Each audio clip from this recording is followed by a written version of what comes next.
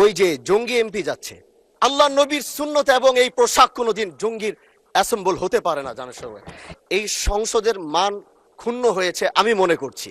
সাইদুদ্দিন আহমদ হানজালা জি, আপনার point of অর্ডারটি উত্থাপন করুন। জি, আসসালামু আলাইকুম রহমতুল্লাহ।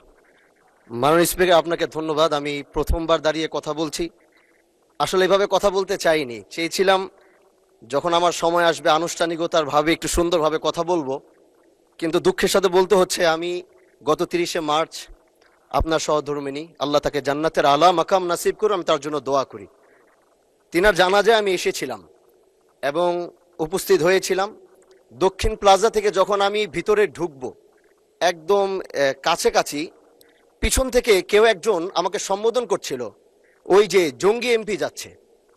তো এই বিষয়টা আসলে এইভাবে আসতো না। তো একটু পর থেকে সোশ্যাল মিডিয়াতে দেখলাম যে এই বিষয়ে খুব লেখালেখি এবং এই ভিডিওটা নিয়ে খুব আলোচনা চলছে, যেটি জাতীয় সংসদের একজন রানিং এমপিকে সংসদের কাছে যখন জঙ্গি বলে সম্বোধন করা হয়, আর এটার জন্যে এই সংসদের মান ক্ষুণ্ণ হয়েছে আমি মনে করছি।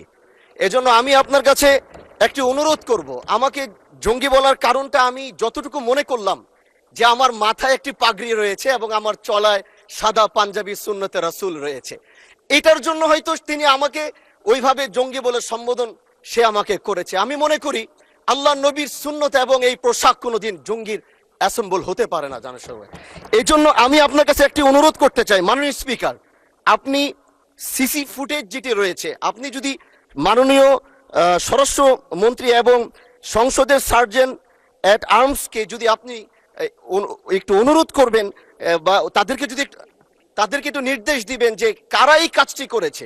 অবশ্যই এই কাজটি এই জন্য করেছে যেন এখানে আমাদের বিরোধী দল যারা রয়েছেন এখানে তাদেরকেও হয়তো তাদের সম্মান ক্ষুণ্ণ করার জন্য হতে পারে, ওখানে প্রশাসন দাঁড়িয়েছিল, প্রশাসনের সম্মান ক্ষুণ্ণ করার জন্য হতে পারে।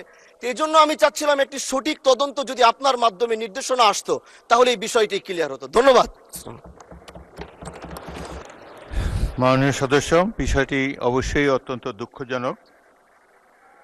আমি আপনাকে অনুরোধ জানাবো, বিশেষ অধিকার প্রশ্নে আপনি এ ব্যাপারে একটি নোটিশ দেন, বিষয়টি আমরা বিবেচনা করব।